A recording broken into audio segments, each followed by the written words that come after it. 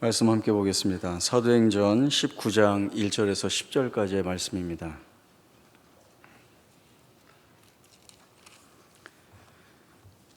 사도행전 19장 1절에서 10절까지의 말씀 보겠습니다.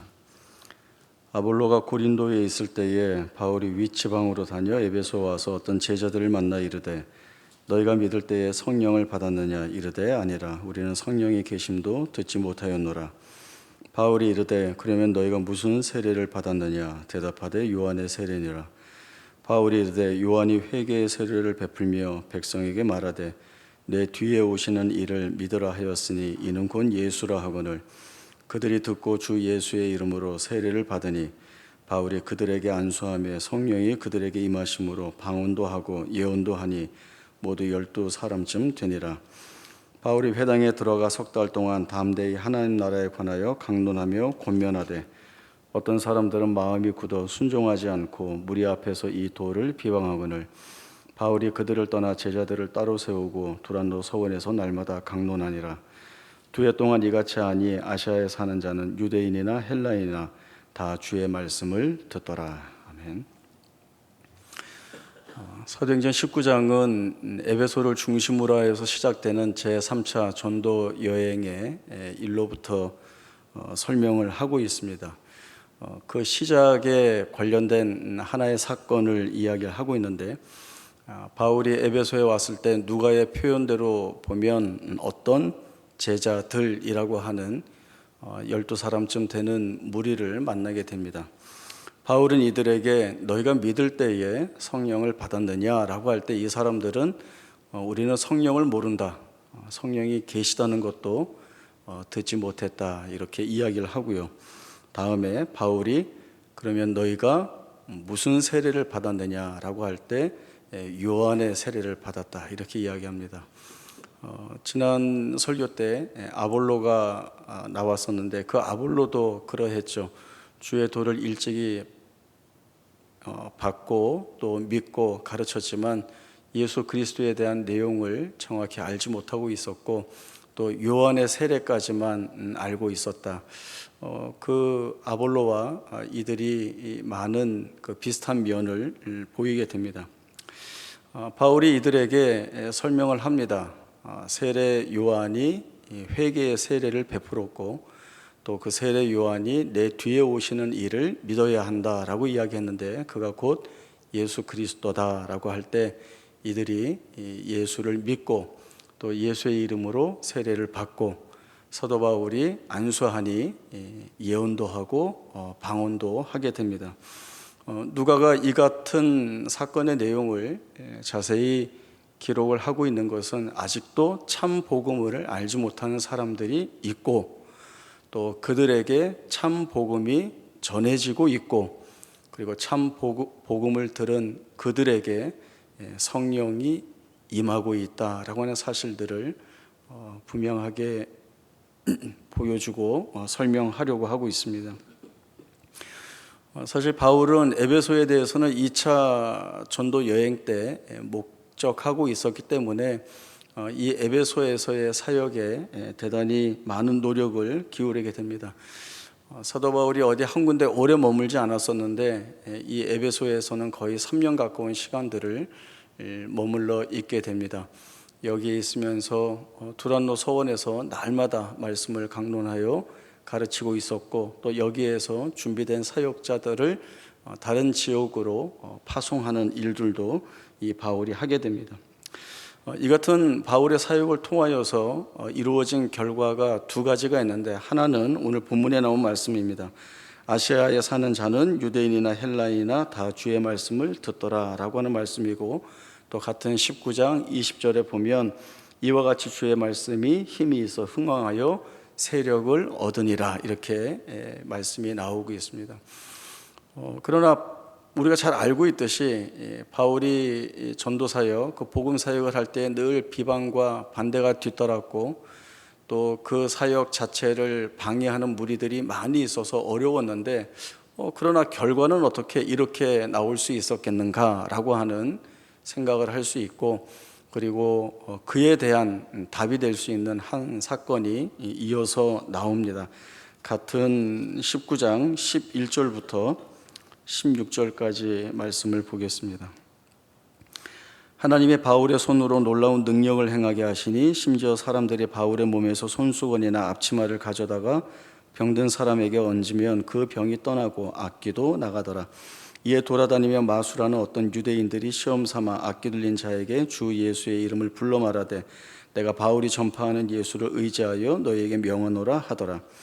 유대의 한 제사장 스게와의 7 아들도 이 일을 행하더니 악귀가 대답하여 이르되 내가 예수도 알고 바울도 알거니와 너희는 누구냐 하며 악귀 들린 사람이 그들에게 뛰어올라 눌러 이기니 그들이 상하여 벗은 몸으로 그 집에서 도망하는지라.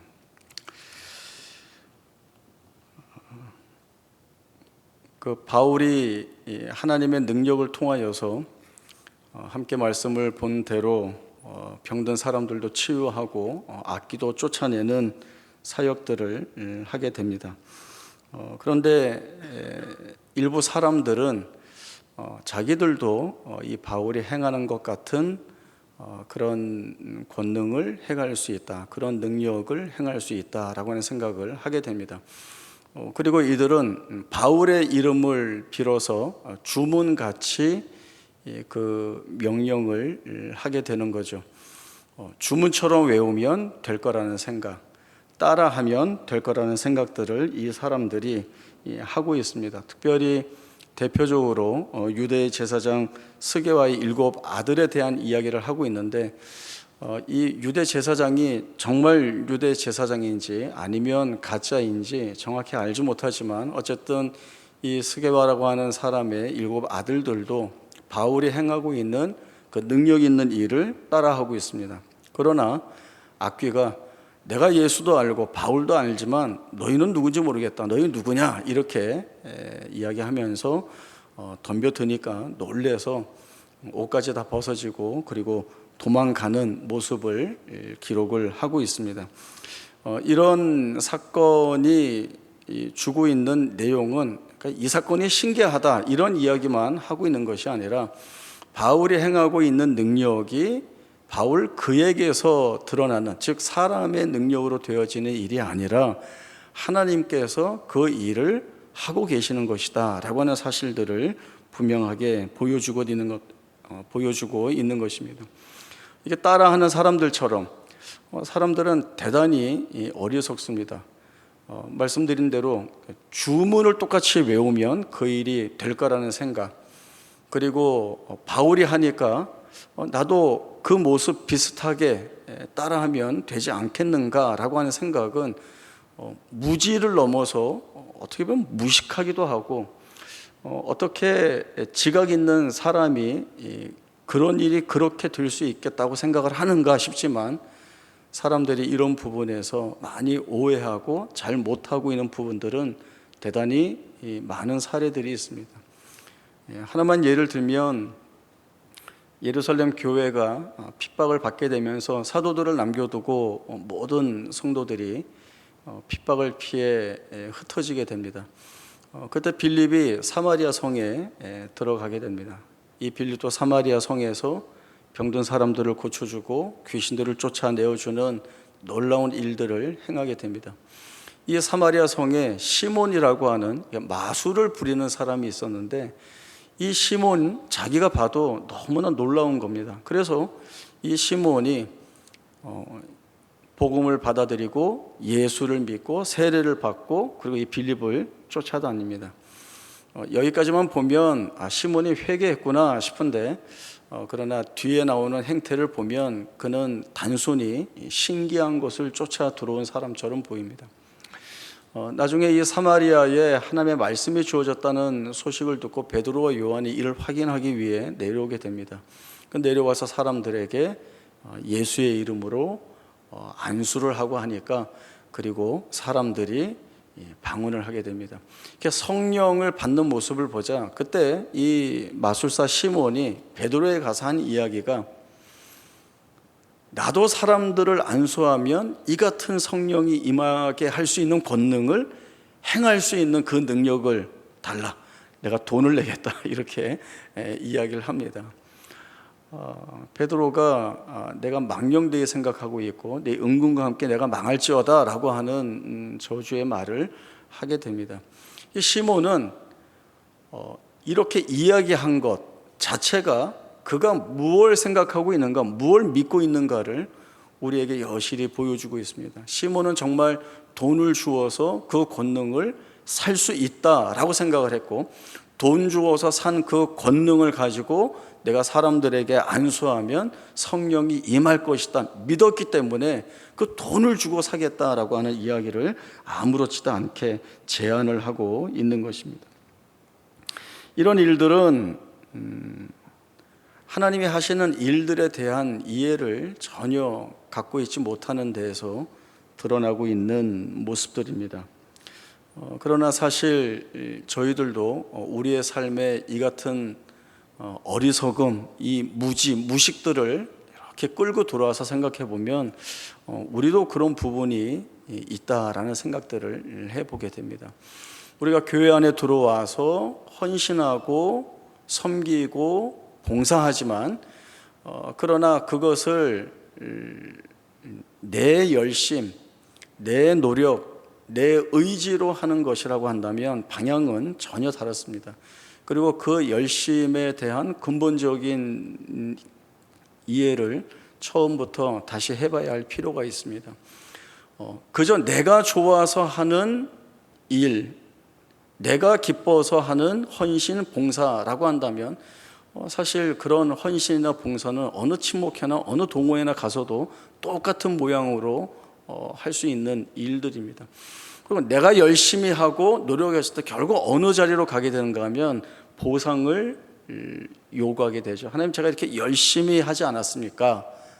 그러면 주셔야죠 라고 하는 보상을 요구하게 되고, 그 보상이 없을 때에는 하나님을 원망하고 나 안 해 라고 하는 자리로 갈 수밖에 없습니다. 그러나 하나님이 행하시는 일에 부름을 받고 그리고 그 일을 행하는 자에게서 확인할 수 있는 내용은 그가 하나님의 일을 자기가 하는 것이 아니라 하나님이 하게 하는 은혜를 주시고 능력을 주시고 지혜를 주신다라고 하는 사실들을 붙들고 하게 한다는 거죠.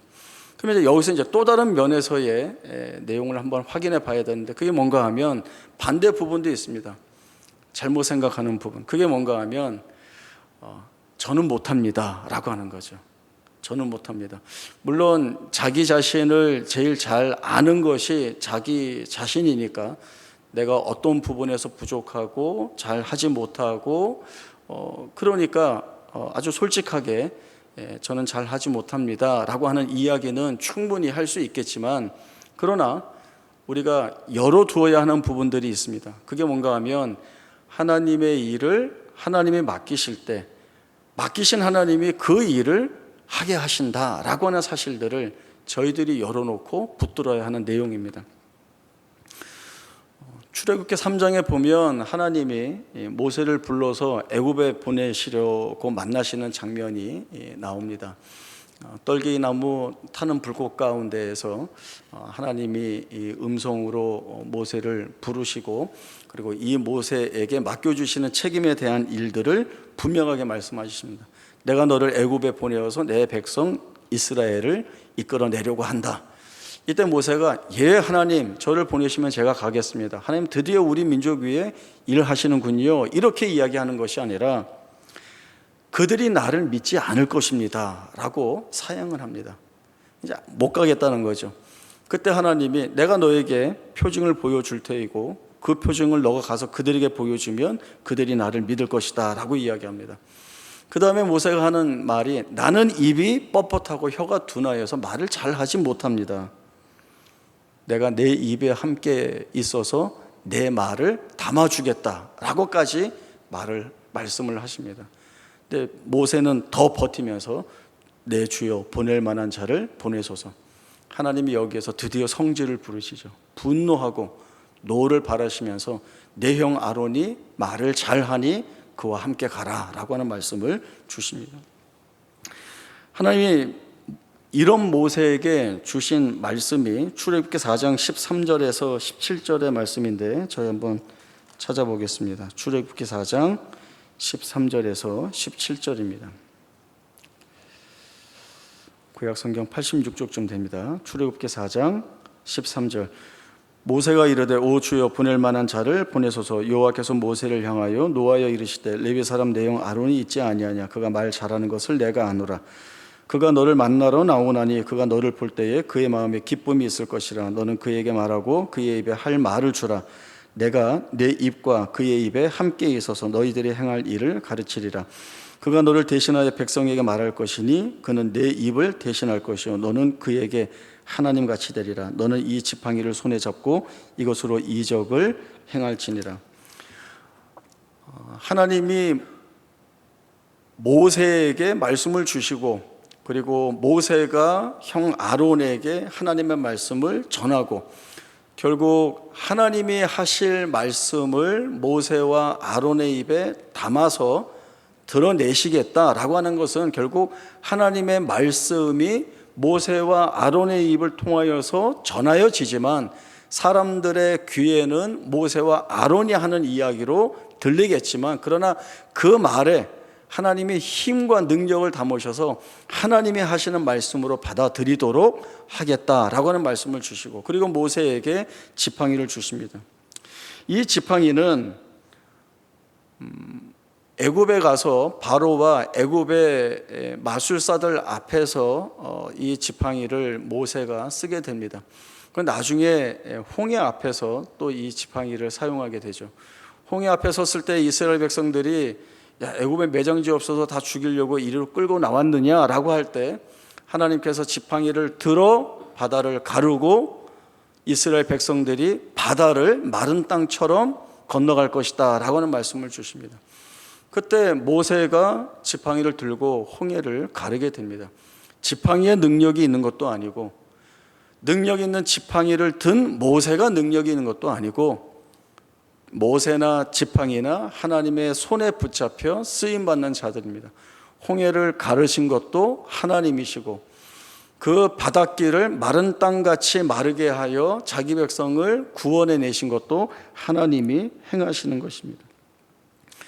이 하나님께 붙잡혀 쓰임받을 때 그리고 하나님이 하게 하시는 일에 내가 부족하고 모자라고 못한다 하여도 하나님이 하게 하시는 그리고 그 일의 과정을 통하여서 나를 자라게 하시고 성숙시켜 나가시고 나로 하여금 하나님의 일하심에 대한 역사들을 보게 하여서 하나님은 여러 면에서 하나님의 은혜들을 마음껏 드러내십니다. 이 사실을 붙들고 저 못해요, 저 할 수 없어요가 아니라 하나님의 일하심을 열어두고 나아가는 것이 하나님 앞에 믿음 있는 자의 모습이기도 한 것입니다. 이 사실이 제일 중요합니다. 그 일의 여부, 풀기 쉬운 일이거나 아니면 풀기 어려운 일, 또 감당하기 쉬운 일일 수도 있고 감당하기 어려운 일일 수도 있고 절망에 빠질 만한 일이 아닌 것도 있고 또 어떤 일들은 절망에 우리를 빠뜨리는 일들도 많이 있습니다. 그러나 그 일의 여부와 상관없이 하나님의 행하시는 일들은 하나님은 어떠한 조건 하에서나 동일한 결과를 만들어내신다는 것이죠. 하나님이 목적하는 일들을 다 이루어내시고 그 일을 통하여 우리를 복되게 하신다는 것, 그 복이라고 하는 것은 뭘 많이 받고 가지게 하시는 것이 아니라 하나님이 우리와 함께 일하신다 라고 하는 사실들을 보게 하는 겁니다. 그 보게 하신 것이 우리로 하여금 우리의 삶의 여러 모양 속에서 견디게 하고 그리고 쓰러져도 그 일을 다시 해 나갈 수 있는 은혜를 하나님께 기인하고 있는 모습들을 갖게 하는 것입니다. 한 청년의 간증 고백을 들었는데요. 이 친구는 대학생 때 매년 전도 여행을 다닌 학생입니다. 여러 사람들과 이렇게 이제 팀별로 이렇게 그룹을 지어서 다니는데 이 전도 여행은 무언가를 이렇게 가지지 않고 무작정 떠나서 하나님이 어떻게 일하시는가를 이렇게 체험하고 경험하게 하는 그런 전도 여행의 느낌을 갖고 있는 겁니다. 이제 하루 종일 전도 여행 다니고 이제 저녁에 약속된 장소에 다 모이면 이제 뭘 하는가 하면 오늘 하나님이 행하신 일들에 대한 어떤 그 체험했던 것들을 이야기하는데, 그 청년 표현대로 얘기하면 이거예요. 다른 그룹이나 사람들은 야, 오늘 놀랬어, 수박 먹고 싶다고 하니까 누가 와서 수박을 주더라고. 또 어떤 팀은 아유, 막 전도여행 다니다 막 다리도 아프고 그냥 배고파서 아유, 고기 먹고 싶었는데 어떤 분이 와서 그냥 너희들 수고한다고 하면서 고기를 사주셨어요. 근데 이 청년은 그런 식의 간구도 하고 또 자기가 전도하면서 어떤 하나님의 일하심을 경험하기 위해서 다른 기도들을 열심히 했는데 자기는 그게 하나도 없었던 거예요. 그러니까 마치 자기는 무슨 일을 잘 못하고 있는 것 같이 여겨지기도 하고, 아니면 하나님이 나하고는 일을 안 하시나 라고 하는 그런 속상한 마음도 들고, 계속 그 의문을 가지고 있었는데, 돌이켜 보니까 요 말 전에 그런 경험들, 하나님이 이렇게 하셨다라고 하는 경험들을 이 친구는 예스의 경험이라고 이야기를 하더라고요. 이렇게 했는데 이렇게 해주셨어라고 하는 그런 체험들이죠. 그러나 자기는 없는데 돌이켜 보니까 사실은 하나님이 이렇게 이루어 놓으신 일들, 또 자기로 하여금 뭔가 깨닫게 해서 이렇게 붙들게 하신 일들을 돌아보니까 사실은 이런저런 모양으로 자기가 기도한 것들을 하나님이 이미 자기의 삶 안에서 하나하나 다 이루어내셨다는 거예요. 그러니까 자기 같은 것을, 그런 경우를 통해서 하나님은 노예 경험 속에서도 하나님은 분명히 일하시고 우리로 하여금 그걸 보게 하시는구나 라고 하는 사실들을 깨닫고 참 감사했다라고 하는 이야기를 했습니다. 우리는 우리가 겪는 상황 자체만을 놓고 볼 때가 많이 있습니다. 그렇죠. 우리는 오감도 있고 또 우리가 지닌 지식으로 이렇게 상황들을 살펴볼 수 있는 그런 안목들이 있습니다. 이렇게 이제 상황으로 들어가다 보니까 이 상황이면 이제 큰일 났어 라고 하는 것들이 보이고, 이런 경우이면 드러날 결과는 뻔해 라고 하는 것들이 계산이 돼서 다 나오는 거죠. 그러나 우리가 겪는 상황들이 뭐 좋은 게 있습니까? 늘 이렇게 예측하고 이렇게 어떤 결과들을 예상을 해보면 늘 불안하고 두려운 결과들만 다 나오게 되는 거죠. 그리고 거기에 우리는 무엇에 함몰되는가 하면 큰일 났다라는 것밖에 남지 않아서 낙심하고 절망하고 아파하고 괴로워하는 겁니다. 삶에 그런 것밖에 남아있지 않다라는 생각들을 자꾸 하게 되는 것이죠. 만약에 모든 일이 우리가 결과를 보고 그리고 그 결과대로 되는 것이라고 한다면 사도 바울의 사역은 늘 실패죠. 어디에 가서 환영받고 아무 제재 없이 복음을 전한 적이 있었습니까? 늘 비방을 받고 반대받는데, 그러면 그런 상황이면 결과는 마땅히 망하는 것이죠. 그러나 말씀이 뭐였죠? 아시아에 있는 유대인이나 헬라인이나 다 주의 말씀을 듣더라. 주의 말씀이 힘이 있어 흥왕하여 힘을 더하더라 라고 하는 결과는 어떻게 만들어지는 겁니까? 하나님이 이 일들을 행하고 계시다라고 하는 것들이죠. 그 아닌 것 같은 상황 속에서 분명하고도 충분하게 하나님이 이루실 일들을 다 이루시는 것들을 우리로 하여금 보게 하시고, 거기에서 우리가 깨닫는 것은 우리의 상황과 기대와 다르게 일하시는 하나님, 오히려 우리의 약함과 부족함과 불가능하다라고 하는 것 속에서 그 모든 것들을 다 뒤집어내어서 일하시는 하나님을 보게 합니다. 그리고 하나님이 하신 일에는 부족한 것도 없었고 모자란 것도 없었고 잘못되어진 것도 또 없더라 라고 하는 고백을 기어이 받아내고야 마시는 자리까지 우리를 이끌어 가십니다. 사도행전 19장 20절 말씀, 주의 말씀이 힘이 있어 흥왕하여 세력을 얻으니라 라고 하는 것이 내가 힘이 있어 흥왕하여 세력을 얻는 것이 아니라 주의 말씀이 힘을 가질 때 흥왕하여 세력을 얻는 것입니다. 주께서 바울의 사역에 또 모든 주의 제자들에게 그리고 오늘을 살아가는 성도들에게 동일한 은혜를 부어주십니다. 그 은혜라는 것이 분명 우리가 지니고 있는 실력이나 조건이나 한계와 상관없이 하나님이 우리와 일하신다는 것이죠. 우리가 실패하고 엎어질 때 주님 이런 마음이면 주님이 일으켜 주시고 에너지 막 부어주셔서 일이 성공적으로 끝났다 이렇게 되면 좋겠는데 그렇게 하시기보다는 다시 일어날 때까지 기다려 주시고 상처나면 호 한번 해주실까요?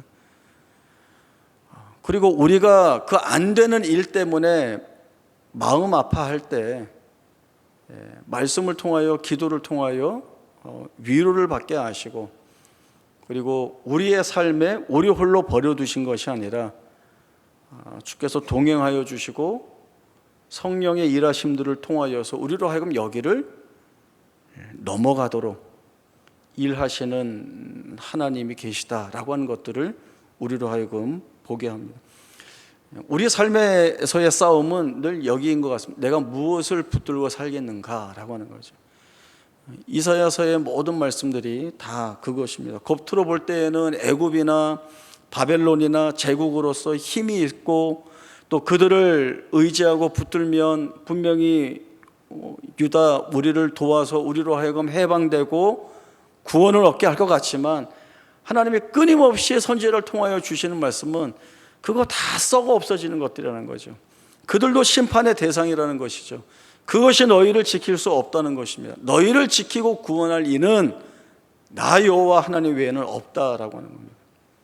우리가 돈을 붙들어서 우리의 어려움을 넘어가고 내가 아는 누구를 통하여서 여기를 넘어가고 권력을 통하여서 어떤 힘을 통하여서 여기를 뚫고 극복해 가는 것이 아니라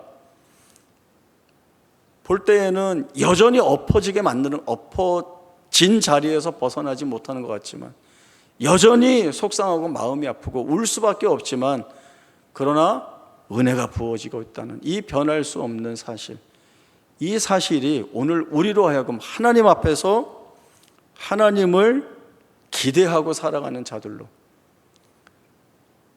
기대보다는 하나님이 주시는 그 은혜의 확실함을 붙들고 확신하여 살아가는 사람이라고 말하는 것이 더 옳겠네요. 그것이 하나님이 우리에게 요구하시는 것이고 이 확신을 가지고 붙들고 오늘 견디고 내일 견디고 이 일에 견디고 저런 일에 견디는 이것이 하나님이 우리에게서 보고 싶으신 믿음이라고 하는 겁니다. 이 같은 귀한 은혜가 우리에게 말할 수 없이 부어지고 있다는 것, 이것만큼 복된 것이 어디 있을까요? 모세가 이스라엘 백성들을 향하여서 너희는 행복자로다 라고 이야기하는 것, 바로 그 선언이 오늘 우리에게 주어지는 복된 선언이라 여겨집니다. 복된 자리에 서서 용감부상하게 담대하게 우리의 삶을 믿음으로 살아내는 귀한 다짐과 확신이 있기를 바랍니다. 기도하겠습니다. 하나님 아버지 은혜를 감사합니다. 하나님이 우리와 함께 하시고 우리의 삶에 은혜를 부어주시니 두려울 것이 없습니다. 때로는 우리가 해야 하는가라고 하는 어리석은 생각 때문에 내 욕심과 내 탐욕에 빠질 때가 있지만 그러나 우리가 믿고 의지할 이는 하나님 외에 아무것도 없고 이 하나님이 우리와 함께 하실 때 우리의 살아가는 모든 날들 또 우리가 버텨내고 이겨내야 할 모든 조건들이 우리에게 은혜의 자리인 것을 고백합니다. 이 믿음 가지고 살아가오니 어제도 우리와 함께 하신 주께서 오늘도 내일도 함께하여 주시어서 주의 거룩한 백성으로 부름받은 자들이 고백하는 복된 믿음 있는 고백을 주 앞에 올리고 살아가는 우리 모두가 되게 하여 주옵소서. 그리하여 하나님의 자녀로 사는, 그리고 교회 앞에 부름받은 성도로 사는 것이 얼마나 기쁘고 즐거운지를 찬송하며 사는 우리 모두가 되게 하여 주옵소서. 거룩하신 예수님의 이름으로 기도하옵나이다. 아멘.